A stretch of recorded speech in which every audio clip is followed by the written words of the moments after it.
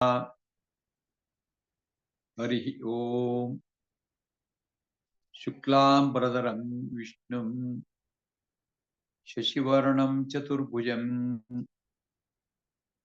प्रसन्नवदनं ध्यायेत् सर्वविघ्नोपशान्तये। योऽन्तः प्रविश्य मम वाचमिमां प्रसुप्तां सञ्जीवयेत् अखिलशक्तिधरस्वधाम्ना अन्यांश्च हस्तचरणश्रवणत्वगादीन् प्राणान् नमो भगवते पुरुषाय तुभ्यं। हरि ओम हरि ओम हरि ओम। ಆತ್ಮೀಯ ಬಂಧುಗಳೇ, ನಾವು ಭಗವದ್ಗೀತೆಯ 6ನೇ ಅಧ್ಯಾಯದಲ್ಲಿ ನಾವು 30ನೇ ಶ್ಲೋಕ ತನಕ ಕಳೆದ ವಾರ ಆಗಿದೆ. ಇವತ್ತಿಂದ 31ನೇ ಶ್ಲೋಕ.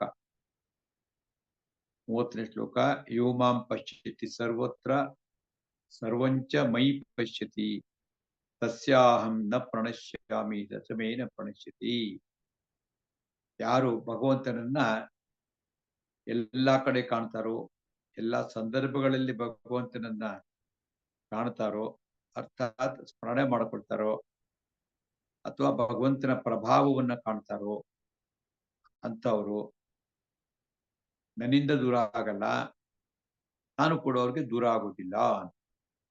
ಅಂದ್ರೆ ಭಗವಂತನ ಒಂದು ಕೃಪೆ ನಮ್ಮ ಮೇಲೆ, ಅನುಗ್ರಹ ಯಾವಾಗಲೂ ಇರುತ್ತೆ ಅಂತ ಅರ್ಥ. ಅನೇಕ ಅದ್ಭುತವಾದಂತಹ ಸಂಗತಿಗಳು ಇರುತ್ತವೆ.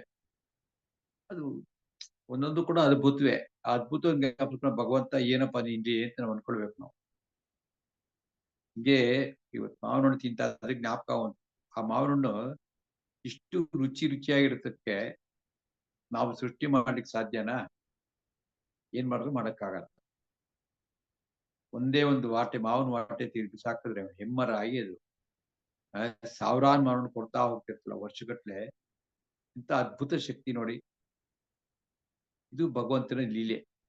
ಹೀಗೆ ಅನೇಕ ಸಂಗತಿಗಳು, ಅಥವಾ ರೆಡಿಮೇಡ್ ಫುಡ್. ಈಗ ಯಾವುದು ಹಣ್ಣುಗಳು ರೆಡಿಮೇಡ್ ಫುಡ್. ಅದು ಉದಾಹರಣೆಗೆ ಬಾಳೆಹಣ್ಣಿದೆ, ಏನು ಕಷ್ಟ ಅಲ್ಲ. ಏನು ನೀರು ಹಾಕ್ಬೇಕು, ಕುದಿಸ್ಬೇಕು, ಕೂಡಿ ಖಾರ ಹಾಕ್ಬೇಕು, ಏನು ಬೇಕಿಲ್ಲ. ಸುಮ್ಮನೆ ಸಿಪ್ಪೆ ತೆಗೆದ ಅಗದ್ಬಿಟ್ಟು ನುಂಗದ, ಅಗಿಯೋದು ಕಷ್ಟ ಅಲ್ಲ. 2 ಬಾಳೆಹಣ್ಣು ತಿಂದ್ರೆ ಊಟಕ್ಕೆ ಸಮ ಆಗ್ಬಿಡುತ್ತೆ. ಇಂಥ ಒಂದು ಅದ್ಭುತ ಸೃಷ್ಟಿ, ಅನೇಕ ಸಂಗತಿಗಳಿಗೆ ಕಾಣ್ತಕ್ಕಂಥ ಸ್ವಭಾವ ನಮ್ದಾಗಬೇಕು. ಆ ಕಾಣ್ತಕ್ಕಂಥ ಸ್ವಭಾವ ಬಂತು ಅಂತಂದ್ರೆ ಅವಾಗ ನಿಧಾಗಿ ಭಗವಂತನ ಮೇಲೆ ಭಕ್ತಿ ಹುಟ್ಟುತ್ತೆ. ಭಗವಂತ ಮೇಲೆ ಭಕ್ತಿ ಹುಟ್ಟಿತು ಅಂತಂದ್ರೆ ನಂಬಿಕೆ ಮತ್ತು ಭಕ್ತಿ ಎರಡು ಕೂಡ ಒಂದೇ ನಾಣ್ಯದ 2 ಮುಖಗಳು. ಸೊ ಅವ್ರನ್ನ ಭಗವಂತ ನಾನು ನೋಡ್ಕೋತೀನಿ ಅಂತ ಹೇಳಿದ್ದಾನೆ. ಭಗವಂತ ಅವಾಗ ನಮ್ಮನ್ನು ಕೈ ಬಿಡುತ್ತಿಲ್ಲ, ನಮ್ಮ ಉದ್ಧಾರ ಮಾಡ್ತಾನೆ ಅಂತ ಅರ್ಥ ಆಯ್ತು. ಇದು 30ನೇ ಶ್ಲೋಕ. ಇವತ್ತಿಂದ 31ನೇ ಶ್ಲೋಕ. ಸರ್ವಭೂತ ಸ್ಥಿತಂ ಯೋ ಮಾಂ ಭಜತ್ಯೇಕತ್ವಮಾಸ್ಥಿತಃ ಸರ್ವಥಾ ವರ್ತಮಾನೋಪಿ ಸ ಯೋಗಿ ಮಯಿ ವರ್ತತೆ. ಸರ್ವಭೂತ ಸ್ಥಿತಂ, ಹಾಗೆ ಅರ್ಥ ಆಗ್ಬೇಕು ನಮ್ಗೆ ಇವಾಗ. ಸರ್ವ ಅಂದ್ರೆ ಎಲ್ಲ, ಭೂತ ಅಂದ್ರೆ ಜೀವರಾಶಿಗಳಲ್ಲಿ, ಸ್ಥಿತಂ ಅಂದ್ರೆ ಸ್ಥಿತಿ ಇರುವುದು ಅಥವಾ ಇರುವುದು ಅಂತ ಅರ್ಥ. ಸ್ಥಿತ ಅಂತ ಸರ್ವಭೂತ ಸ್ಥಿತಂ, ಎಲ್ಲಾ ಜೀವರಾಶಿಗಳು ಇರತಕ್ಕಂಥ ಮಾಂ ನನ್ನನ್ನು, ಯೋ ಅಂತಿದ್ರೆ ಯಹ ಅಂದ್ರೆ ಯಾರು. ಎಲ್ಲರಲ್ಲೂ ಭಗವಂತ ಇದ್ದಾನೆ, ಎಲ್ಲ ಜೀವರಾಶಿಗಳೇ ಭಗವಂತ ಇದ್ದಾನೆ ಅಂತ ಯಾರು ತಿಳ್ಕೊಳ್ತಾರೋ, ಭಜತಿ ಏಕತ್ವಂ ಆಸ್ಥಿತಃ, ಭಜತಿని ಭಜಿಸುತ್ತಾರೋ ಅಂತ. ಏಕತ್ವಂ ಆಸ್ಥಿತಃ ಅಂತಂದ್ರೆ ಒಂದೇ ರೀತಿಯಾಗಿ ಭಗವಂತ ಒಬ್ಬನೇ ಎಲ್ಲರಲ್ಲೂ ಇದ್ದಾನೆ ಅಂತ ತಿಳ್ಕೊಳ್ಳೋದು ಒಂದು. ಇನ್ನೊಂದು, ನಮ್ಮ ಭಕ್ತಿ ಯಾವಾಗಲೂ ಒಂದೇ ತರ ಇರಬೇಕು, ವ್ಯತ್ಯಾಸ ಆಗ್ತಾ ಹೋಗ್ಬಾರ್ದು, ವ್ಯಭಿಚಾರ ಭಕ್ತಿ ಆಗ್ಬಾರ್ದು. ಭಗವಂತ ಮೇಲೆ ಭಕ್ತಿ ಇರಬೇಕು. ಏಕತ್ವಂ ಅಂದ್ರೆ ಒಂದೇ ರೀತಿಯಾದಂತ ಭಕ್ತಿಯಿಂದ ಯಾರು ಭಜಿಸುತ್ತಾರೋ ಅಂತವರು ಸರ್ವಥಾ ವರ್ತಮಾನ ಅಪಿ. ಸರ್ವಥಾ ಅಂತಂದ್ರೆ ಎಲ್ಲಾ ಪ್ರಕಾರಗಳಿಂದ ಕೂಡ ವರ್ತಮಾನ ಅಂದ್ರೆ ವರ್ತಿಸುತ್ತಿದ್ದರೂ ಕೂಡ, ಅದು ಯಾವ ರೀತಿ ಇದ್ರು ಕೂಡ, ಅಂದ್ರೆ ಭಗವಂತನ ಮೇಲೆ ನಂಬಿಕೆ ಬಂದಿದೆ, ಶ್ರದ್ಧೆ ಬಂದಿದೆ, ಸಾಧನೆ ಮಾಡ್ತಿದ್ದಾರೆ, ಉಪಾಸನೆ ಮಾಡ್ತಿದ್ದಾರೆ ಅಂತ ಅವರು ಹೇಗೆ ಇದ್ರು ಕೂಡ, ಹೇಗೆ ನೋಡ್ಕೊಂಡ್ರು ಕೂಡ ಅಂತ ಅವರು ಸಹ ಯೋಗಿ ಅಂತ ಅವರು ಧ್ಯಾನ ಯೋಗಿಗಳು ಅಂದ್ರೆ ಯೋಗಿಗಳು. ಮೈ ವರ್ತತೆ, ಮೈ ವರ್ತತೆ ಅಂತ ನನ್ನಲ್ಲೇ ವರ್ತಿಸುತ್ತಾನೆ ಅಂತಂದ್ರೆ ಭಗವಂತ ಇದ್ದಾನೆ ಎಲ್ಲಾ ಕಡೆ ಅಂತಂದ್ರೆ ನಮ್ಮ ನಡವಳಿಕೆ ವ್ಯತ್ಯಾಸ ಆಗ್ಬಿಡ್ತಲ್ಲ. ಹಂಗೆ ಭಗವಂತನಲ್ಲಿ ವರ್ತಿಸುತ್ತಿರ್ತಾನೆ ಅಂತ ಅಂದ್ರೆ ಪ್ರತಿಯೊಂದು ಕೆಲಸವನ್ನು ಕೂಡ ಅವ್ನು ಮಾಡ್ಬೇಕಾಗಿ ಬಂದ್ರು ಕೂಡ ಭಗವಂತ ನೆನಪು ಬರುತ್ತೆ.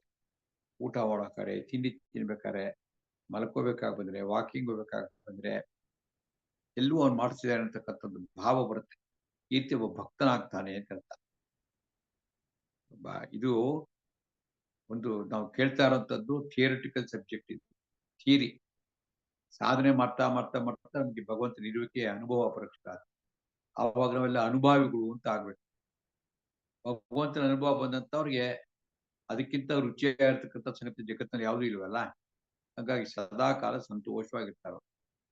ಸರ್ವಭೂತ ಸ್ಥಿತಂ ಯೋ ಮಾಂ ಭಜತಿ ಏಕತ್ವಮಚ್ಯುತಃ ಸರ್ವಥಾ ವರ್ತಮಾನಃ ಅಪಿ ಸಹ ಯೋಗಿ ಮೈ ವರ್ತತೆ.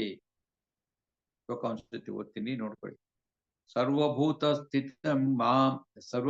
ಸ್ಥಿತಂ ಯೋ ಮಾಂ ಭಜತ್ಯೇಕತ್ವಮಾಸ್ಥಿತಃ ಸರ್ವಥಾ ವರ್ತಮಾನೋಪಿ ಸಹ ಯೋಗಿ ಮೈ ವರ್ತತೆ.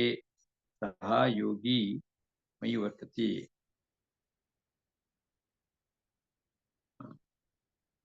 32ನೇ ಶ್ಲೋಕ. ಆತ್ಮೌಪಂ ಯೇನ ಸರ್ವತ್ರ ಸಮಂ ಪಶ್ಯತಿ ಯೋರ್ಜುನ ಸುಖಂ ವಾ ಯದಿ ವಾ ದುಃಖಂ ಸ ಯೋಗಿ ಪರಮೋ ಮತಃ. ಆತ್ಮೌಪಂ ಯೇನ ಸರ್ವತ್ರ ಸಮಂ ಪಶ್ಯತಿ ಯಹ ಅರ್ಜುನ ಸುಖಂ ವಾ ಇತಿ ವಾ ದುಃಖಂ ಸ ಯೋಗಿ ಪರಮೋ ಮತಃ. ನೋಡಿ, ಆತ್ಮೌಪಂ ಯೇನ ಅಂತಂದ್ರೆ ಯಾವ ತನ್ನಂತನೇ, ಆತ್ಮ ಅಂದ್ರೆ ತಾನು ಅಂತ ಒಂದು ಅರ್ಥ ಇದೆ. ತನ್ನಂತೆ ಹೇ ಅರ್ಜುನ, ಯಹ ಆತ್ಮೌಪಂ ಯೇನ ಸರ್ವತ್ರ ಸಮಂ ಪಶ್ಯತಿ. ಆತ್ಮೌಪಂ ಯೇನ ತನ್ನಂತೆಯೇ ಎಲ್ಲಾ ಜೀವರಾಶಿಗಳನ್ನು ಕೂಡ ಸಮದೃಷ್ಟಿಯಿಂದ ಪಶ್ಯತಿ ನೋಡುತ್ತಾನೋ. ಬೇರೆಯವ್ರು ನೋಡಿದಾಗ ಕೂಡ ಇವನು ಪಾಪ ನನ್ನಂತನೇ ಅಂತ ಅನ್ಕೊಳ್ತಾನೆ, ಅಥವಾ ನನ್ನಲ್ಲೂ ಭಗವಂತ ಇದ್ದಾನೆ ಅವನಲ್ಲೂ ಭಗವಂತ ಇದ್ದಾನೆ ಅಂತ ಅನ್ಕೊಳ್ತಾನೆ. ಸರಿಯಾಗಿ ನೋಡ್ತಾನೆ. ಸಮಾನ ಸರಿಯಾಗಿ ನೋಡಿ ಅರ್ಥ ಮಾಡ್ಕೊಳ್ತಾನೆ. ಸಮಂ ಪಶ್ಯತಿ ಅವನು. ಆಮೇಲೆ ಪಶ್ಯತಿ ವಾ ಅಂದ್ರೆ ಮತ್ತು ಸುಖಂ ಇದಿ ವಾ ದುಃಖಂ, ಸುಖ ಆಗಲಿ ಅಥವಾ ದುಃಖ ಆಗಲಿ ಅದನ್ನ ಅವನು ಸರಿಯಾಗಿ ನೋಡಿದ್ರೆ ತಿಳ್ಕೊಳ್ತಾನೋ ಸಹ ಯೋಗಿ ಪರಮೋಮತ. ನಿಜಕ್ಕೂ ಪರಮಃ ಯೋಗಿ, ಶ್ರೇಷ್ಠವಾದಂತ ಅವನು. ಪರಮ ಅಂದ್ರೆ ಶ್ರೇಷ್ಠ ಅಂದ್ರೆ ಇತರರಲ್ಲಿ ಆಗತಕ್ಕಂತ ಏನು ಆಗತ್ತೆ ವ್ಯತ್ಯಾಸಗಳು ಎಲ್ಲ ಕೂಡ ಅವರು ನನ್ನಂತೆ ಅಂತ ಅನ್ಕೊಂಡಾಗ ನಮ್ಗೆ ಕಾರುಣ್ಯ ಭಾವ ಬರ್ತವ, ಅಯ್ಯೋ ಪಾಪ ಅನ್ನೋ ಭಾವ ಬರುತ್ತೆ. ತನ್ನಂತೆ ಇತರರ ಬಗೆದೊಡೆ ಕೈಲಾಸ ಭಿನ್ನಣವಿಕ್ಕು ಸರ್ವಜ್ಞ ಅಂತ ಸರ್ವಜ್ಞನಿದೆ. ನಮ್ಮಂತಾನೆ ಬೇರೆಯವರು ಕೂಡ ಅಂತ. ಇವಾಗ ಯಾರಾದ್ರೂ ನಮಗೆ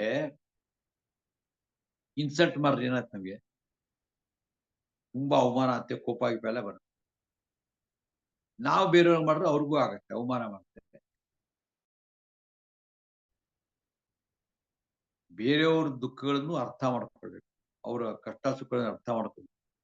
ಆಗೇನಾಗತ್ತೆ, ಸಹಜವಾಗಿ ಅವನು ಒಂಥರ ಶಾಂತ ಚಿತ್ತತೆ ಇರುತ್ತೆ. ಈ ಕೋಪ ತಾಪ ಅಲ್ಲಿ ಯಾಕಾಗತ್ತೆ ಅಂತಂದ್ರೆ ಬೇರೆಯವ್ರ ಕಷ್ಟ ಅರ್ಥ ಮಾಡ್ಕೊಳಕ್ಕೆ ಆಗಲ್ಲ. ತಂದೆ ತನಗೆ ನಾನ್ ಮಾಡ್ತಾ ಇರೋದೇ ಸರಿ, ನಾನು ಹೇಳಿದ್ದೆ ಸರಿ, ನಾನು ಹೇಳದಂಗೆ ಆಗ್ಬೇಕು, ಈ ತರ ಎಲ್ಲ ಸ್ವಭಾವಗಳು ಇರುತ್ತಲ್ಲ ಅಂತ ಈ ಸಬ್ಜೆಕ್ಟ್ ಅರ್ಥ ಆಗಲ್ಲ.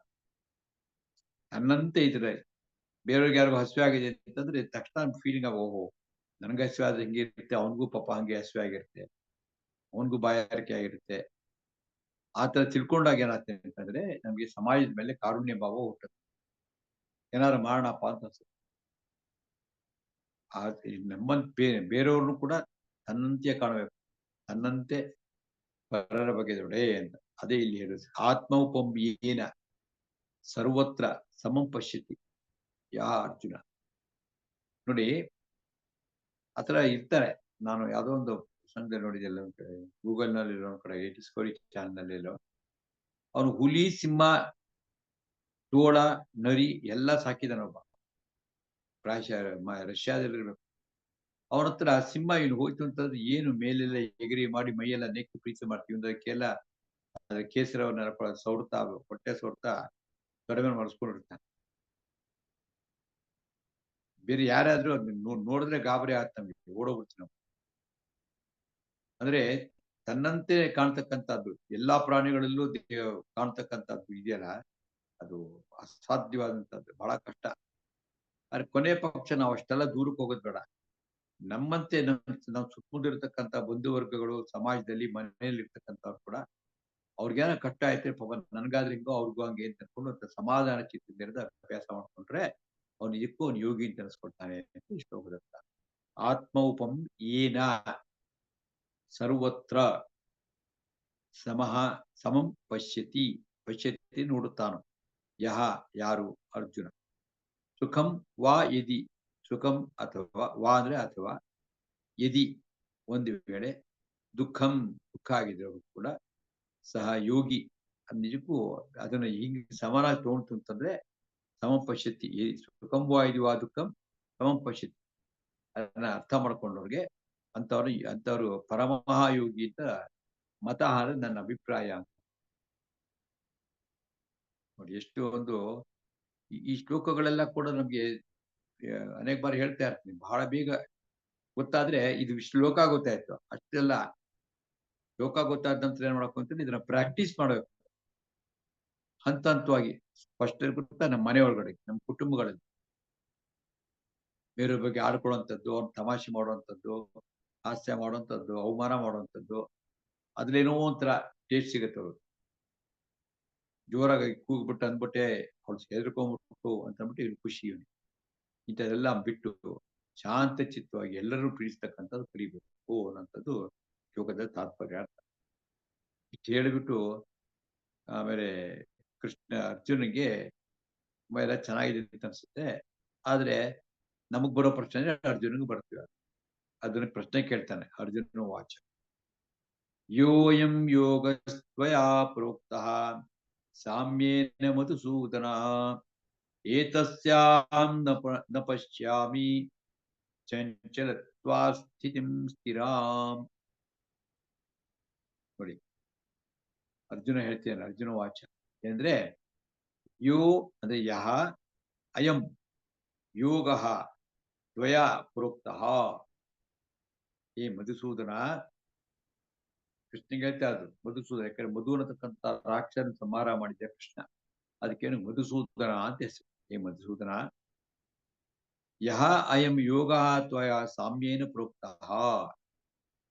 ಯಾವ, ಯಹ ಇಲ್ಲಿ ಯಾವ, ಅಯಂ ಯೋಗ ಈ ಯೋಗವನ್ನು, ಧ್ಯಾನ ಯೋಗವನ್ನು, ತ್ವಯ ಸಾಮ್ಯೇನ ಪ್ರೋಕ್ತಃ ನೀನು ಸಾಮ್ಯೇನ, ಇಲ್ಲಿ ಸಾಮ್ಯ ಅಂದ್ರೆ ನೀನು ಸ್ಪಷ್ಟವಾಗಿ ಚೆನ್ನಾಗಿ ಹೇಳಿದೀಯಾ ಅಂತ. ಪ್ರೋಕ್ತಃ, ಪ್ರ ಪ್ಲಸ್ ಉಕ್ತಃ, ಉಕ್ತ ಅಂದ್ರೆ ಹೇಳುವುದು ಅಂತ. ವಾಚ ಉಕ್ತಃ, ಉಕ್ತ ಲೇಖನ, ಬೇಕಾದ ಶಬ್ದಗಳು ಕನ್ನಡದಲ್ಲೂ ಇದ್ವು. ಉಕ್ತಃ ನೀನು ಈ ಹೇಳಲ್ಪಟ್ಟಿತೋ ಅಂತ ಹೇಳಿದ್ದಿ. ಚಂಚಲತ್ವಾತ್ ಅಹಂ, ನನಗೆ ಅಹಂ ಏತಸ್ಯ ಸ್ಥಿರಾಂ ಸ್ಥಿತಿಂ ನ ಪಶ್ಯಾಮಿ. ಚಂಚಲತ್ವಾತ್, ಮನಸ್ಸು ವಿಪರೀತ ಚಂಚಲ, ಗೊತ್ತಿದೆ ನಮ್ಗೆ. ಆದ್ರಿಂದ ಏನಾಗ್ತದೆ ಅಂತಂದ್ರೆ ಅಹಂ ಏತಸ್ಯ ಸ್ಥಿರಾಂ ಸ್ಥಿತಿಂ ನ ಪಶ್ಯಾಮಿ. ನೀನು ಹೇಳಿದಂತ ವಿಚಾರ ಸ್ಥಿರವಾಗಿ ಉಳ್ಕೊಳ್ಳೋದಿಲ್ವಲ್ಲ, ಮನಸ್ಸೇ ಬಹಳ ಕದಡೋಗ್ತಲ್ಲ, ಏನ್ ಮಾಡೋದು, ನ ಪಶ್ಯಾಮಿ, ನಂಗೆ ಗೊತ್ತಾಗ್ತಿಲ್ಲ ಅಂತ. ಹೇಳಿದ್ದು ಚೆನ್ನಾಗಿದೆ, ಕರೆಕ್ಟ್ ಆಗಿದೆ, ಎಲ್ಲ ಸರಿನೇ, ಆದ್ರೆ ಮನಸ್ಸು ಚಂಚಲ ಅಂದ್ರೆ ಚಂಚಲ. ಹೇಗೆ ನಾನು ಇದನ್ನ ಈ ಪ್ರಾಕ್ಟೀಸ್ ಮಾಡೋದು ಹೆಂಗೆ ಅಂತ ಪ್ರಶ್ನೆ ಒಂದು. ನೋಡಿ, ಯೋ ಅಯಂ ಯೋಗಸ್ತ್ವಯಾ ಪ್ರೋಕ್ತಃ, ಅಯಂ ಯೋಗ ತ್ವಯಾ ಪ್ರೋಕ್ತಃ, ಈ ಯೋಗವನ್ನು ನಿನ್ನಿಂದ ಹೇಳಲ್ಪಟ್ಟಿದೆ. ಸಾಮ್ಯೇನ ಮಧುಸೂದನ, ಸಾಮ್ಯದಿಂದ ಅಂತಂದ್ರೆ ಬಹಳ ಸ್ಪಷ್ಟವಾಗಿ ಕ್ಲಿಯರ್ ಆಗಿ ನನಗೆ ಹೇಳಿದ್ದೀನಿ. ಏತಸ್ಯ ಅಹಂ ನ ಪಶ್ಯಾಮಿ, ಇದು ನನಗೆ ಈ ಪಶ್ಯಾಮಿ ನೋಡೋದು ಅಂತಲ್ಲ, ಇಲ್ಲ ಇದು ಅರ್ಥ ಆಗೋದಿಲ್ಲ. ಯಾಕಂದ್ರೆ ಚಂಚಲತ್ವಾತ್, ಮನಸ್ಸು ತುಂಬಾ ಚಂಚಲ ಸ್ಥಿತಿ, ಸ್ಥಿರಾಂ ಸ್ಥಿತಿ, ಸ್ಥಿರವಾದ ಸ್ಥಿತಿಲಿ ಇರತಕ್ಕಂಥ ಮನಸ್ಸು ಇರೋದ್ರಿಂದ ಪ್ರಾಕ್ಟೀಸ್ ಮಾಡಕ್ ಆಗೋದೇ ಇಲ್ಲ. ಏನ್ ಮಾಡಬೇಕು ಅಂತ ಪ್ರಶ್ನೆ ಕೇಳ್ತಾರೆ. ಅರ್ಜುನವಾಚ ಯೋಯಂ ಯೋಗಸ್ತ್ವಯಾ ಪ್ರೋಕ್ತಃ ಸಾಮ್ಯೇನ ಮಧುಸೂದನ ಏತಸ್ಯಾಂ ನ ಪಶ್ಯಾಮಿ ಚಂಚಲತ್ವಾ ಸ್ಥಿತಿಂ ಸ್ಥಿರಾಂ. 34ನೇ ಶ್ಲೋಕ. ಚಂಚಲಂ ಹಿ ಮನಃ ಕೃಷ್ಣ ಪ್ರಮಾಥಿ ಬಲವದೃಢಂ ತಸ್ಯಾಂ ನಿಗ್ರಹಂ ಮನ್ಯೇ ವಾಯೋರಿವ ಸುದುಷ್ಕರಂ. ಸುಲಭವಾಗಿ ಅರ್ಥ ಮಾಡ್ಕೊಳ್ಳಿ. ಚಂಚಲಂ ಹಿ ಅಂದ್ರೆ ಏಕೆಂದರೆ, ಮನಃ ಚಂಚಲಂ, ಮನಸ್ಸು ಬಹಳ ಚಂಚಲ. ಕೇಳಿಸ್ಕೊ, ಈ 1 ಗಂಟೆ ಕೊಟ್ಬಿಟ್ಟು ಕೇಳಿಸ್ಕೊಡ್ರಿಂದ ಕೇಳಿಸ್ಕೊಡಿದ್ರು ಚಂಚಲ ಆಗ್ಬಿಡುತ್ತೆ ಮನಸ್ಸು. ಕೇಳಿದ್ರೆ ಅರ್ಥ ಎಲ್ಲ ಫುಲ್ ಇರ್ತೀನಿ, ಪಾಪ ಮನಸ್ಸು ಹಿಂದಿಲ್ಲ ಹೊಟ್ಟೋಗ್ಬಿಟ್ಟಾಗ ಕೇಳ್ತಿರಲ್ಲ. ತಿರ್ಗಾ ಪ್ರಶ್ನೆ ಕೇಳಿದ್ರೆ ಅದನ್ನೇ ಪ್ರಶ್ನೆ ಕೇಳ್ತಾರೆ, ಇದೇನು ಅಂತ. ನಾ ಹೇಳಿದಲ್ರಿ ಅಂತ ನಾ ಹೇಳ್ತೀನಿ, ಆಮೇಲೆ ಹೇಳ್ತೀನಿ ಅರ್ಥ ಬೇರೆ ವಿಸ್ತಾರವಾಗಿ. ಅದಕ್ಕೆ ಆ ಮನಸ್ಸು ಬಹಳ ಚಂಚಲ, ಎಲ್ಲೋ ಹೊಟ್ಟೋಗ್ಬಿಡುತ್ತೆ, ಕ್ಷಣದಲ್ಲಿ ಬಿಟ್ಟರೆ ಸಾಕು ಹೊಟ್ಟೋಗ್ತಿರುತ್ತೆ. ಅದು ಚಂಚಲಂ ಹಿ ಮನಃ ಕೃಷ್ಣ. ಅದ್ ಯಾವ ರೀತಿ ಅಂದ್ರೆ ಪ್ರಮಾಥಿ ಬಲವತ್ ದೃಢಂ. ಬಲವತ್ ಅಂದ್ರೆ ಬಲವಂತವಾಗಿ, ದೃಢಂ ಅಂತಂದ್ರೆ ದೃಢವಾಗಿ. ಅದು ಮನಸ್ಸು ಆತರ ಹೇಳ್ಕೊಂಡು ಹೋಗೋದೇ ಅದ್ರ ದೃಢತೆ. ಬಲವತ್, ಅದು ಪ್ರಮಾಥಿ ಅಂತಂದ್ರೆ ಪ್ರಮಥ, ಮಾಥಿ ಮಥಿ ಅಂತಂದ್ರೆ ಮಥನ ಅಂದ್ರೆ ಏನು, ಕಡಿಯುವುದು. ಮೊಸರು ಕಡಿತೀವಲ್ಲ ಅದಕ್ಕೆ ಮಥನ ಅಂತಾರೆ. ಸಮುದ್ರ ಮಥನ, ಕಡಿಯೋದು ಮಥನ ಅಂದ್ರೆ. ಪ್ರಮಾಥಿ ಅಂತ ಸೇರಿಸ್ಬಿಟ್ರೆ ಇನ್ನು ಜಾಸ್ತಿ ಸಿಕ್ಕಾಬಿಟ್ಟು ಜೋರಾಗಿ ಮನಸ್ಸೆಲ್ಲ ಕೂಡ ಟರ್ಬುಲೆಂಟ್ ಆಗುತ್ತೆ, ಕಡಿದು ಆ ರೀತಿ ಆಗುತ್ತೆ. ಜೊತೆಗೆ ಅದು ಬಲಶಾಲಿ ಕೂಡ ಹೌದು. ಯಾಕಂದ್ರೆ ನನ್ನನ್ನೇ ಕಂಟ್ರೋಲ್ ಮಾಡುತ್ತದು. ನನಗಿಷ್ಟ ನನ್ನ ಮನಸ್ಸೇ ಬಲ ಜಾಸ್ತಿ. ಅದೇ ನನ್ನ ತಪ್ಪು ದಾರಿಗೆ ಹಿಡಿಯುತ್ತೆ, ಏನೇನೋ ಮಾಡುತ್ತೆ, ಏನೇನೋ ಯೋಚನೆ ಮಾಡ್ತಿರುತ್ತೆ, ಅದು ನನ್ನ ರಾಂಗ್ ಟ್ರ್ಯಾಕ್ ಕರ್ಕೊಂಡು ಹೋಗುತ್ತಲ್ಲ. ಅದು ಪ್ರಮಾಥಿ ಬಲವತ್ತು ದೃಢ, ಬಲವಾಗಿರ್ತಕ್ಕಂಥ ಅದು. ಅದರಿಂದ ಸಸ್ಯ ನಿಗ್ರಹಂ, ಅದರ ನಿಗ್ರಹ ಮಾಡ್ತಕ್ಕಂಥದ್ದು ನನಗೆ ಬಹಳ ವಾಯೋ ಇವ ಸುದುಷ್ಕರಂ ಮನ್ಯೆ, ಅಹಂ ಮನ್ಯೆ, ನಾನು ಭಾವಿಸುತ್ತೇನೆ. ಏನಂತಂದ್ರೆ ವಾಯೋ ಇವ ಸುದುಷ್ಕರಂ, ಈಗ ಗಾಳಿನೇ ಹಿಡಿದಿಟ್ಕೊಳಕ್ಕಾಗತ್ತೆ ನಮ್ಮ ಕೈನಲ್ಲಿ? ಆಗಲ್ಲ, ಒಟ್ಟೋಗ್ತಿರುತ್ತೆ, ಇಟ್ಕೊಳಕ್ಕಾಗೋದೇ ಇಲ್ಲ. ಹೇಗೆ ಅಂದ್ರೆ ಉಪಮಾನನು ಎಷ್ಟು ಚೆನ್ನಾಗಿದೆ ನೋಡಿ. ಹೇಗೆ ಗಾಳಿನ ನಾವು ಹಿಡಿದು ಕೈಲಿ ಇಟ್ಕೊಳಕ್ಕಾಗತ್ತಾ? ಆಗೋದಿಲ್ಲ. ಅದೇ ರೀತಿನಲ್ಲಿ ಈ ಮನಸ್ಸನ್ನ ಹಿಡಿದಿಟ್ಕೊಳ್ಳೋದು ತುಂಬಾ ಕಷ್ಟ ಅಲ್ಲ? ಈಗ ಏನಾದ್ರು ಹೇಳಿ ನೀನು ಏನ್ ಮಾಡಬೇಕು ಅಂತ ಪ್ರಶ್ನೆ ಕೇಳ್ತಾರೆ. ಸರಳವಾಗಿ ನೋಡಿ. ಚಂಚಲಂ ಹಿ ಅಂದ್ರೇನು? ಏಕೆಂದರೆ ಮನಃ ಕೃಷ್ಣ ಪ್ರಮಾಥಿ, ಪ್ರಮಾಥಿ ಶಬ್ದ ನೆನಪಿಟ್ಕೊಳ್ಳಿ. ಪ್ರಮಾಥಿ ಅಂದ್ರೆ ಬಲವಾಗಿ ಕಡಿಯುವಂತದ್ದು ಕೆಲಸ, ಅಂದ್ರೆ ಟರ್ಬುಲೆಂಟ್ ಮೈಂಡ್ ಅಂತ ಆಗ್ಬಿಟ್ಟ. ಬಲವತ್ ದೃಢಂ ತಸ್ಯ ಅಹಂ ನಿಗ್ರಹಂ ಮನ್ಯೆ ವಾಯುರು ಸುದುಷ್ಕರಂ. ಅದನ್ನು ಹಿಡ್ಕೊಳ್ಬೇಕು ಅಂತಂದ್ರೆ ತಸ್ಯ ಅಹಂ ನಿಗ್ರಹಂ ಮನ್ಯೆ ವಾಯುರಿವ, ಗಾಳಿನ ವಾಯೋ ಇವ, ಗಾಳಿಯಂತೆ ಅಂತ, ಇವ ಅಂದ್ರೆ ಅಂತೆ, ಗಾಳಿಯಂತೆ. ಸುದುಷ್ಕರಂ, ಬಹಳ ಕಷ್ಟ. ದುಷ್ಕರ ಅಂದ್ರೆ ಕಷ್ಟ, ತುಂಬಾ ಕಷ್ಟ ಅಂತ ನಾ ಭಾವಿಸುತ್ತಿದ್ದೀನಿ. ಮನ್ಯೆ ಅಂದ್ರೆ ಮನ್ನಿಸುತ್ತೇನೆ, ಭಾವಿಸುತ್ತೇನೆ ಅಂತ. ಹೇಳ್ತೀನಿ ನೋಡ್ಕೊಳ್ಳಿ. ಚಂಚಲಂ ಹಿ ಮನ ಕೃಷ್ಣ ಪ್ರಮಾಥಿ ಬಲವದೃಢಂ ತಸ್ಯಾಂ ನಿಗ್ರಹಂ ಮನ್ಯೆ ವಾಯೋರಿವ ಸುದುಷ್ಕರಂ. ಸುದುಷ್ಕರಂ.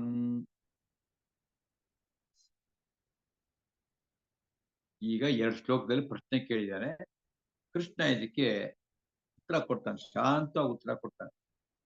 ನಮ್ಮಲ್ಲಿ ಏನಾದ್ರು ಪ್ರಶ್ನೆ ಕೇಳ್ಬಿಟ್ರೆ ಮಕ್ಕಳು ಯಾರಾದ್ರು ದೊಡ್ಡವ್ರಿಗೆ ಅಷ್ಟಕ್ಕೆ ಕೋಪ ಮಾಡ್ತೀವಿ. ಏನ್ ಸುಮ್ಮನೆ ಹೇಳಕ್ ಮಾಡಿ ಸಾಕು ನಿಮ್ಗೆ, ಇಲ್ಲ ಉತ್ತರ ಗೊತ್ತಿರಲ್ಲ, ಇಲ್ಲ ಹೇಳೋ ಅಷ್ಟು ಸ್ಥಾನ ಇರೋದಿಲ್ಲ. ಸೊ ಪ್ರಶ್ನೆಗಳು ಕೇಳಿದ್ರೆ ಯಾರೇ ಕೇಳಿ, ಮಕ್ಕಳೇ ಅಲ್ಲ ಯಾರು ಕೇಳಿದ್ರು ಶಾಂತವಾಗಿ ಉತ್ತರ ಕೊಡೋದನ್ನು ಅಭ್ಯಾಸ ಮಾಡ್ಕೋಬೇಕು. ಈ ಕೃಷ್ಣ ನೋಡಿ ಇಷ್ಟು ಶಾಂತವಾಗಿ ನಿಧಾನಕ್ಕೆ ಉತ್ತರ ಕೊಡ್ತಾ ಹೋಗ್ತಾನೆ ಅಂತಂದ್ರೆ ಎಲ್ರಿಗೂ ಹೌದೌದು ನೀವ್ ಹೇಳ್ತಾ ಸರಿಯಪ್ಪ ಅನ್ಸ್ಬೇಕು. ಮತ್ತೆ ಶ್ರೀ ಭಗವಾನ್ ವಾಚ ಅಸಂಶಯಂ ಮಹಾಬಾಹೋ ಮನೋ ದುರ್ನಿಗ್ರಹಂ ಚಲಂ ಅಭ್ಯಾಸೇನ ತು ಕೌಂತೇಯಾಂ ವೈರಾಗ್ಯೇನ ಚ ಗೃಹ್ಯತಿ. ಅಸಂಶಯಂ ಮಹಾಬಾಹೋ, ಈ ಮಹಾಬಾಹುವೇ ಅಂದ್ರೆ ಶಕ್ತಿಶಾಲಿಯೇ. ಏನ್ ಶಕ್ತಿಶಾಲಿ ಮನಸ್ಸಿನಾಗ ಹಿಡಿದಿಟ್ಕೊಳಕ್ ಆಗದೆ ಇದ್ರೆ ತೋಳ್ಬಲ ಎಷ್ಟಿದ್ದೇನು ಉಪಯೋಗ ಅಲ್ವಾ? ಮನಸ್ಸನ್ನ ಹಿಡ್ಕೊಳಕ್ ಬರ್ಬೇಕು ನಮ್ಗೆ. ನಾನು ಹೇಳ್ದಂಗೆ ಕೇಳ್ಬೇಕು ಮನಸ್ಸು. ಬೇಕು ಅಂದ್ರೆ ಬೇಕು, ಬೇಡ ಬೇಡ ಅರ್ಜಿ ಇರ್ಬೇಕು. ನಾವು ಮನಸ್ಸಿನ ಗುಲಾಮರಾಗ್ಬಿಡ್ತೀವಿ, ಮನಸ್ಸಿನ ದಾಸರಾಗ್ಬಿಡ್ತೀವಿ. ಅದ್ ನಮ್ಮನ್ನೆಲ್ಲ ಕರ್ಕೊಂಡು ಹೋಗುತ್ತೆ. ಅದಕ್ಕೆ ಈ ಹೇಳ್ತಾ ಅದು ಕರೆಕ್ಟ್ ಅಂತ ಹೇಳಿದ್ ಕರೆಕ್ಟ್. ಅಸಂಶಯ, ಸ್ವಲ್ಪನೂ ಸಂಶಯನೇ ಇಲ್ಲ. ಸಂಶಯ ಅಸಂಶಯಂ ಮಹಾಬಾಹೋ ಅಸಂಶಯಂ ಹೇಳ್ತಾ ಪರ್ಫೆಕ್ಟ್, ಸಂಶಯವೇ ಇಲ್ಲ, ಪರ್ಫೆಕ್ಟ್ಲಿ ಕರೆಕ್ಟ್. ಏನು ಏನು ಅಂತಂದ್ರೆ ಮನಃ ದುರ್ನಿಗ್ರಹಂ ಚಲಂ. ಚಲಂ ಮನಃ, ಚಲಿಸ್ತಾ ಇರ್ತಕ್ಕಂಥ ಮನಸ್ಸಿದೆ. ಈಗ 120 ಕಿಲೋಮೀಟರ್ ಟ್ರೈನ್ ಹೋಗ್ತಾ ಇರ್ತದೆ, ಓಡೋ ಕೈ ಹಿಡಿದು ನಿಲ್ಸಕ್ ಆಗ್ತಾ ನಾವು ಆಗೋದಿಲ್ಲ.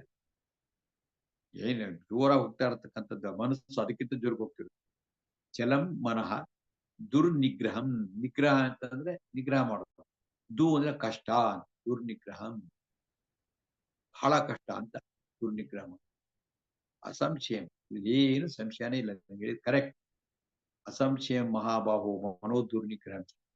ಮತ್ತೇನ್ ಮಾಡಕ್ಕೆ ಅಂದ್ರೆ ಅಭ್ಯಾಸೇನ ತು, ಅಭ್ಯಾಸೇನ ತು ಅಂತಂದ್ರೆ ತು ಅಂತಂದ್ರೆ ಆದ್ರೆ ಅಂತ ಬೇಕಾರತೆ, ಅಭ್ಯಾಸದಿಂದಲೇ ಆದರೂ ಅಂತ ಅಭ್ಯಾಸ ಮಾಡೋದು. ಅಭ್ಯಾಸ ಮಾಡಿದ್ರೆ ಆಗ್ಬಿಡುತ್ತೆ. ಅಭ್ಯಾಸ ಏನಂತ ಕೌಂತೆಯ, ಕುಂತಿಯ ಪುತ್ರನೇ, ವೈರಾಗ್ಯೇಣ ಚ ಗೃಚ್ಯತೆ. ಅಭ್ಯಾಸ ಮತ್ತು ವೈರಾಗ್ಯ, ಇದರಿಂದ ವೈರಾಗ್ಯದಿಂದ ನಿನ್ನ ಮನಸ್ಸು ಗೃಚ್ಯತೆ, ಗ್ರಹಿಸಲ್ಪಡುತ್ತದೆ ಅಥವಾ ವಶವಾಗುತ್ತದೆ ಅಂತ. ಗೃಚ್ಯತೆ ಅಂದ್ರೆ ಗ್ರಹಿಸುವುದು. ನೀನ್ ಹೇಳಿದ್ರೆ ಕೇಳಕ್ಕಾಗ. ಎರಡು ಮಾಡ್ಬೇಕು, ಒಂದು ಅಭ್ಯಾಸ, ಒಂದು ವೈರಾಗ್ಯ. ಅಭ್ಯಾಸ ಅಂದ್ರೆ ಏನು? ಅಭ್ಯಾಸ ಅಂತಂದ್ರೆ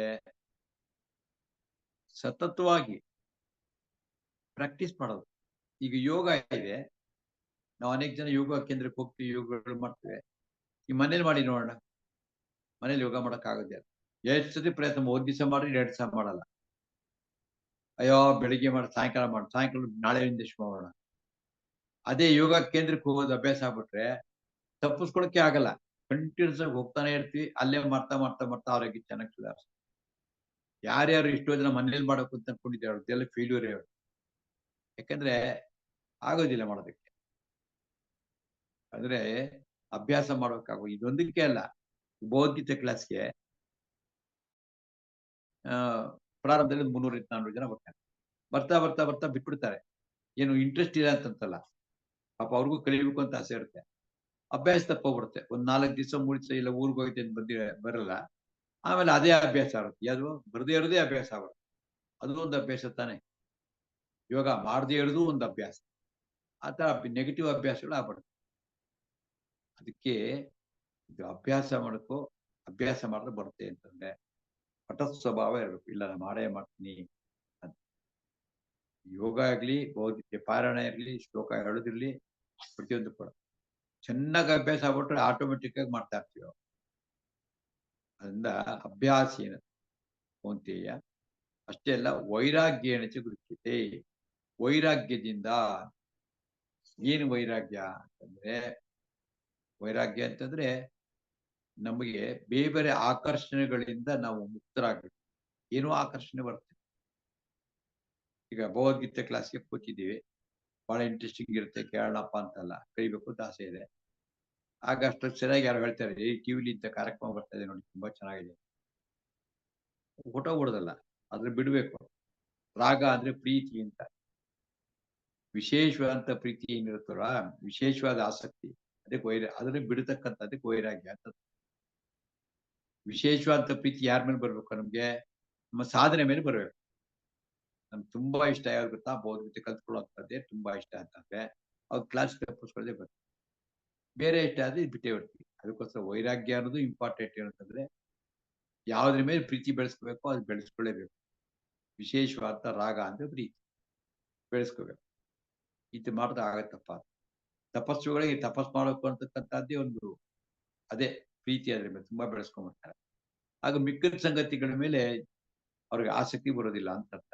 ನಾವೇನಾದ್ರು ವೈರಾಗ್ಯ ಬಿಟ್ಬಿಡೋದು ಅನ್ಕೊಂಡಿದ್ವಿ, ಬಿಡೋದಲ್ಲ. ಪಾಸಿಟಿವ್ ಆಗಿ ಬೇರೆದ್ರ ಮೇಲೆ ಒಳ್ಳೆಯದ್ರ ಮೇಲೆ ಆಸಕ್ತಿ ಉಳಿಸ್ಕೊಳ್ಳೋದಕ್ಕೆ ವೈರಾಗ್ಯ ಅಂತಂತ. ಆಮೇಲೆ ಬಂದ ಮೇಲೆ ನಿರಂತರವಾಗಿ ಮಾಡಬೇಕು, ಅಭ್ಯಾಸ ಮಾಡಬೇಕು. ಇದು ಈ ಶ್ಲೋಕದ ಅರ್ಥ. ಅಸಂಶಯಂ ಮಹಾಬಾಹೋ ಮನೋದುರ್ನಿಗ್ರಹಂ ಚಲಂ ಅಭ್ಯಾಸೇನ ತು ಕೌಂತೆಯ ವೈರಾಗ್ಯೇನ ಚ ಗೃಹ್ಯತೆ. ಆಮೇಲೆ 36ನೇ ಶ್ಲೋಕ.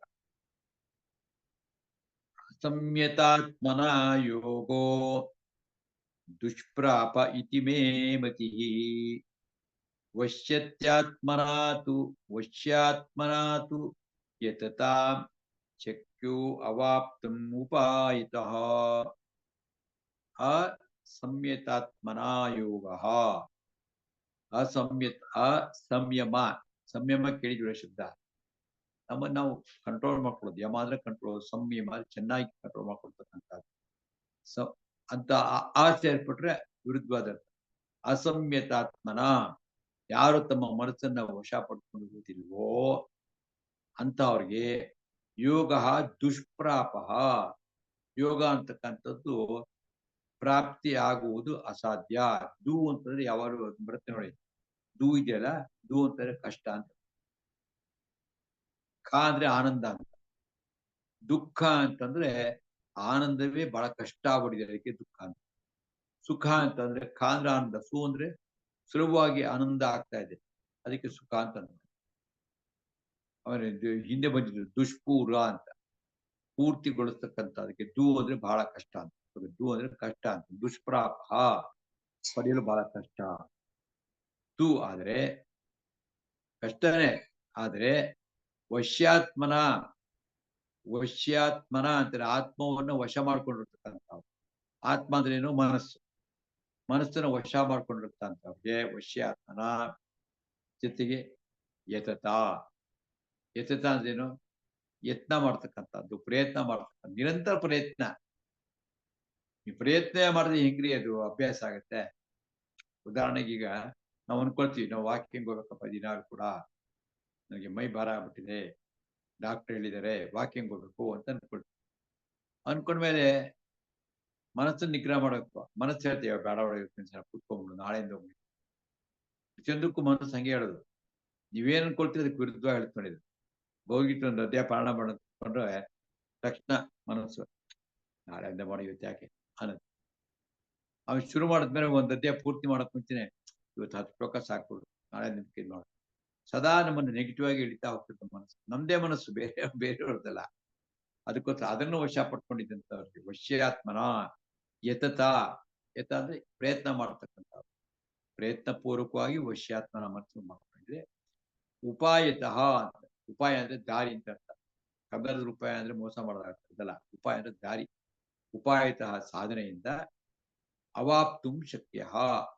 ಅವಾಪ್ತುಂ ಪಡೆಯಲು ಅದು ಶಕ್ಯ ಆಗುತ್ತದೆ ಅಂತ. ಇತಿ ಮೇಮತಿ, ಇದು ನನ್ನ ಅಭಿಪ್ರಾಯಪ್ಪ ಅಂತ.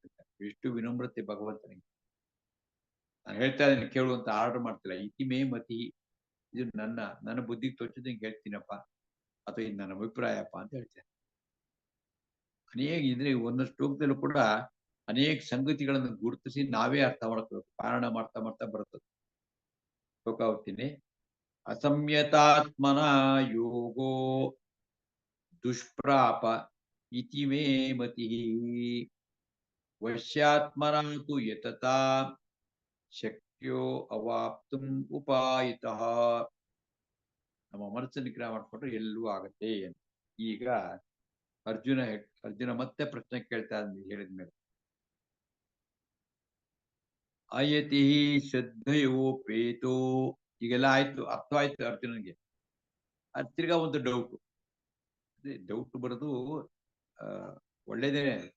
ಅದಕ್ಕೆ ಜಿಜ್ಞಾಸೆ ಅಂತ ಹೇಳ್ತಾರೆ. ಜಿಜ್ಞಾಸೆ ಅಂತಂದ್ರೆ ಒಂದು ಏನಾದ್ರು ಕೇಳಿದ ನಂತರ ಮತ್ತೆ ಚರ್ವಣ ಆಗ್ಬೇಕು, ಮಥನ ಆಗ್ಬೇಕು ಮನಸ್ಸಿನಲ್ಲಿ. ಆಗ ಅನೇಕ ಸಂಶಯಗಳು ಹುಟ್ಕೊಳ್ಳುತ್ತೆ. ಅದು ಜಿಜ್ಞಾಸೆ. ಅದಕ್ಕೋಸ್ಕರ ಅರ್ಜುನ ಪ್ರಶ್ನೆ ಕೇಳ್ತಾನೆ. ಅರ್ಜುನ ವಾಕ್ಯ ಅಯತಿ ಶ್ರದ್ಧಯೋಪೇತೋ ಯೋಗಾಚ್ಛಲಿತ ಮಾನಸಃ ಅಪ್ರಾಪ್ಯ ಯೋಗ ಸಂಸಿದ್ಧಿಂ ಕಾಂ ಗತಿಂ ಕೃಷ್ಣ ಗಚ್ಚತಿ. ಅಯತಿ ಶ್ರದ್ಧೆಯ ಉಪೇತಃ ಯೋಗಾತ್ ಚಲಿತ ಮಾನಸಃ ಅಪ್ರಾಪ್ಯ ಯೋಗ ಸಂಸಿದ್ಧಿಂ ಕಾಂ ಗತಿಂ ಕೃಷ್ಣ ಗಚ್ಚತಿ. ಈ ಕೃಷ್ಣ ಇವನ್ನೇನ್ ಪ್ರಶ್ನೆ ಅಂತಂದ್ರೆ ತಾತ್ಪರ್ಯ ಅರ್ಥ ಹೇಳ್ತೀನಿ, ಆಮೇಲೆ ಅರ್ಥ ಆಯ್ತು ನೋಡಿ. ಈಗ ಯೋಗ ಮಾಡ್ತೀವಿ, ಧ್ಯಾನ ಯೋಗ ಧ್ಯಾನ ಮಾಡಕ್ ಶುರು ಮಾಡಿದ್ವಿ, ಮಾಡ್ತಾ ಇದ್ವಿ.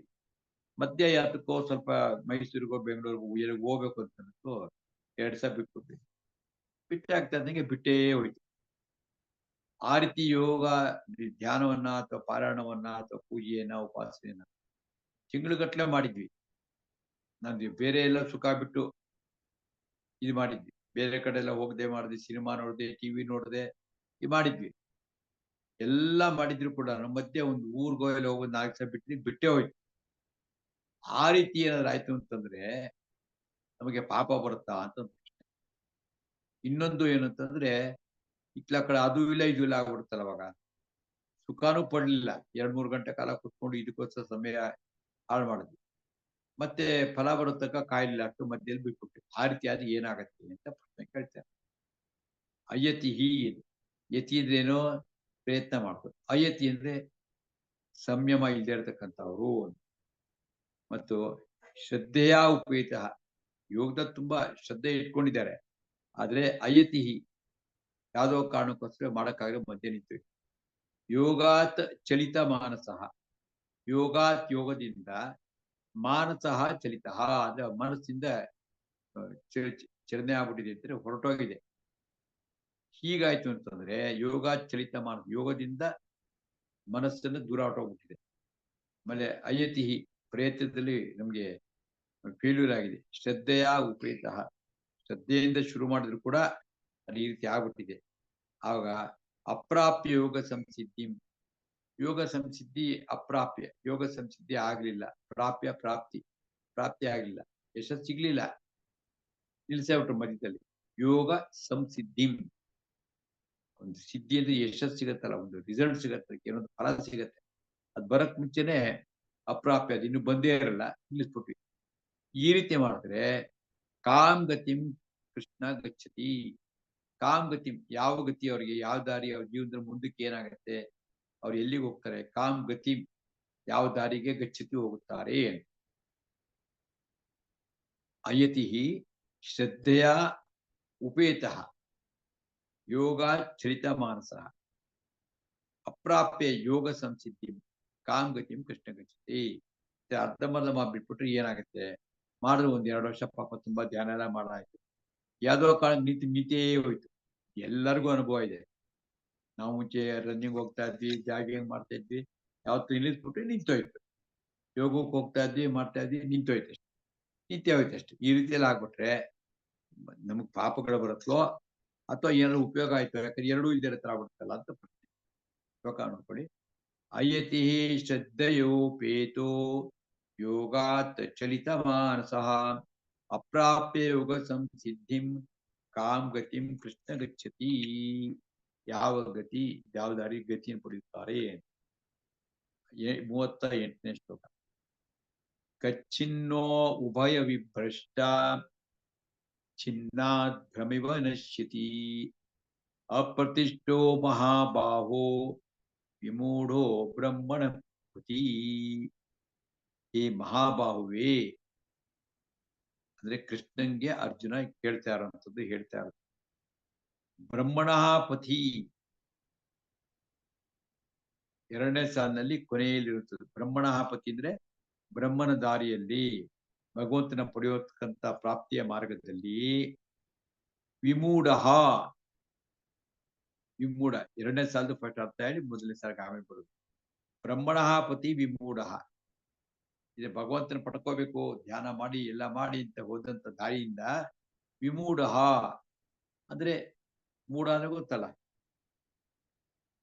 ಮುಠಾಳರು, ಪ್ರಜ್ಞೆ ಸಂಖ್ಯೆ ಪೆದ್ದರು, ವಿಶೇಷವಾಗಿರ್ತಕ್ಕಂಥದ್ದು. ಈ ರೀತಿ ಮೋಹಿತನಾಗಿರ್ತಕ್ಕಂಥವ್ರು, ಏನೋ ಭ್ರಮೆಗೊಳಗಾಗ್ಬಿಟ್ಟು ಭ್ರಾಂತಿ ಒಳಗಾಗ್ಬಿಟ್ಟಿದ್ವಿ.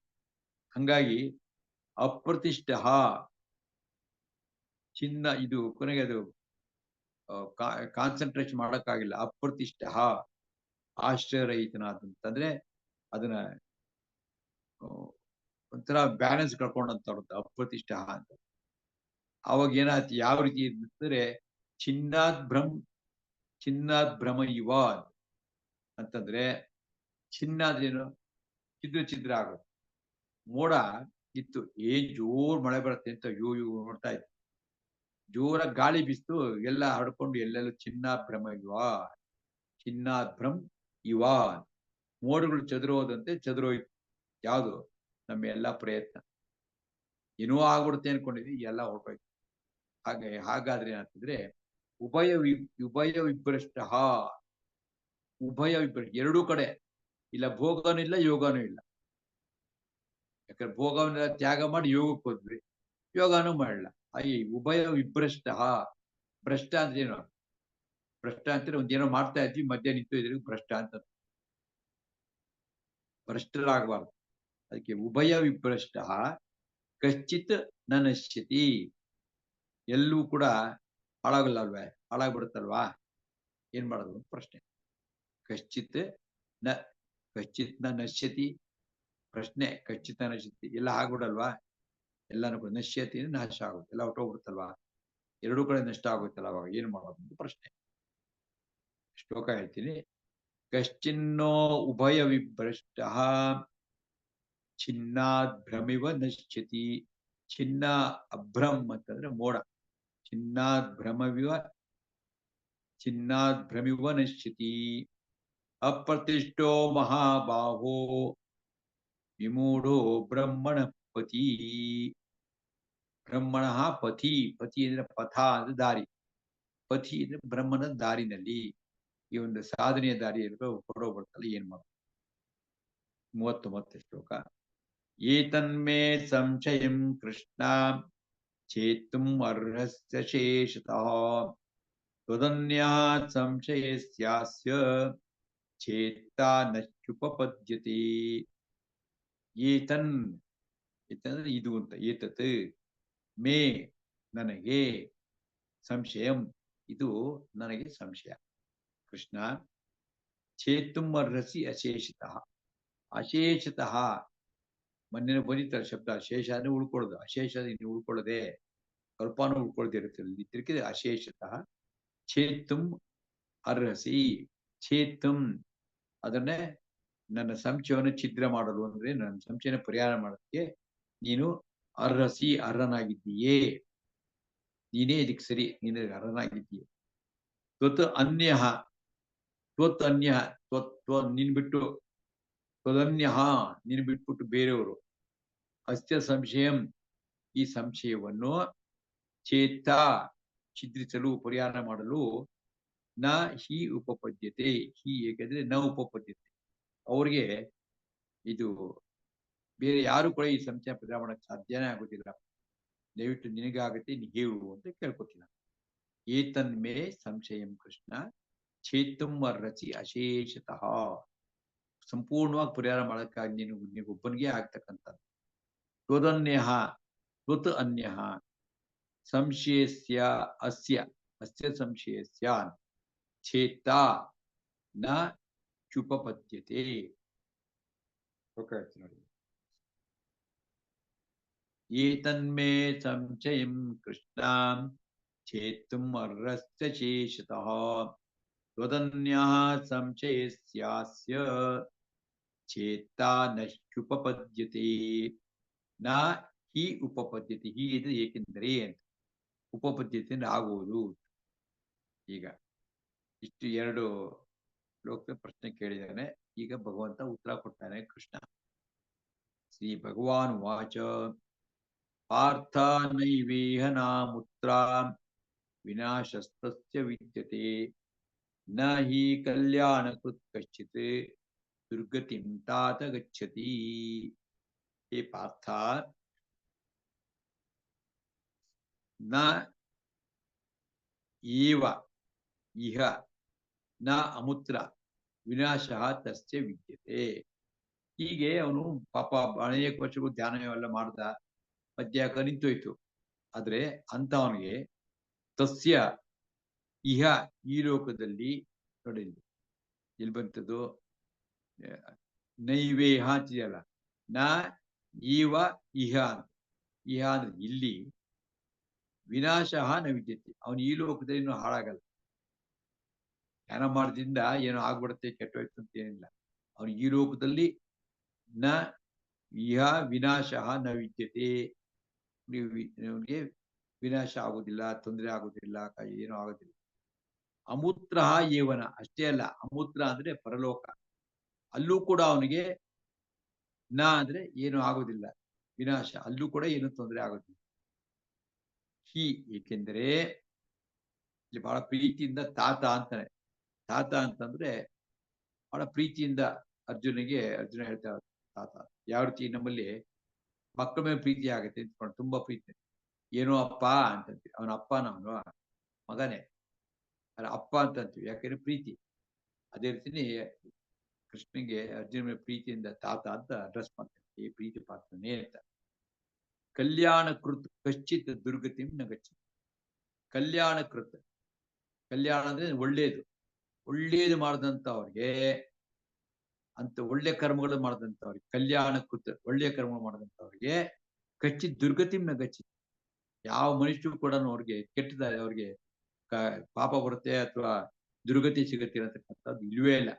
ನ ಗಚ್ಚತಿ, ದುರ್ಗತಿಗೆ ಹೋಗುವುದೇ ಇಲ್ಲ, ಹೋಗುವುದಿಲ್ಲ ಅಂತ ಆಯ್ತಾ. ಅಂದ್ರೆ ಅರ್ಧಂಬರ್ಧ ಬಿಟ್ಬಿಟ್ರೆ ಪಾಪ ಅಥವಾ ಏನೂ ಬರುವುದಿಲ್ಲ. ಒಳ್ಳೆ ಕೆಲಸ ಮಾಡಿ ಪಾಪ ಯಾಕೆ ಬರುತ್ತೆ, ಬರುವುದಿಲ್ಲ ಅಂತ ಹೇಳ್ತಾನೆ ಪಾರ್ಥ. ನ ಏವ ಇಹ, ಇಲ್ಲೇ ಅಲ್ಲ, ನ ಏವ ಇಹ ಇಲ್ಲಿ, ನ ಅಮೂತ್ರ, ಆಮೇಲೆ ಮೂತ್ರ ಅಂತಾರೆ, ಅಮೂತ್ರ ಅಂತಂದ್ರೆ ಪರಲೋಕ ಅಂತ. ಅತ್ರ ಅಮೂತ್ರ ಅಂತ, ಅತ್ರ ಅಂದ್ರೆ ಇಲ್ಲಿ, ಅಮೂತ್ರ ಅಂದ್ರೆ ಅಲ್ಲಿ. ವಿನಾಶ ತಸ್ಯ ನ ವಿದ್ಯತಿ, ನ ಅಲ್ತೋಬೇಕು, ವಿನಾಶ ತಸ್ಯ ನ ವಿದ್ಯತಿ, ಅವನು ವಿನಾಶ ಆಗುವುದಿಲ್ಲ. ನ ಹಿ ಕಲ್ಯಾಣಕೃತ ದುರ್ಗತಿಂ ತಾತ ಗಚ್ಚತಿ, ಅಷ್ಟೇ ಅಲ್ಲ, ದುರ್ಗತಿ ಕೂಡ ಏನು ಆಗೋದಿಲ್ಲ ಕಣಯ್ಯ, ಏನು ಯೋಚನೆ ಮಾಡೋಣ ಅಂತ ಹೇಳಿ.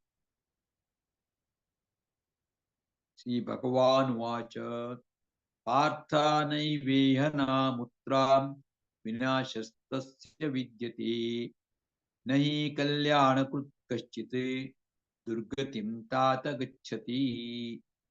ಮತ್ತೇನಾಗತ್ತೆ ಅಂತಂದ್ರೆ, ಇನ್ನು 2 ಶ್ಲೋಕ ಇದು ಸಂಬಂಧಪಟ್ಟದ್ದಿದೆ, 2-3 ಶ್ಲೋಕ ಇದೆ. ಅದಕ್ಕೆ ಇದನ್ನ 41ನೇ ಶ್ಲೋಕದಿಂದ ಆಮೇಲೆ ತಿಳ್ಕೊಳ್ಳೋಣ. ಈಗ ಆಗಿರುವಷ್ಟು ಶ್ಲೋಕಗಳನ್ನ ಎಲ್ಲರೂ ಕೂಡ ಪುಸ್ತಕ ಹಿಡ್ಕೊಂಡು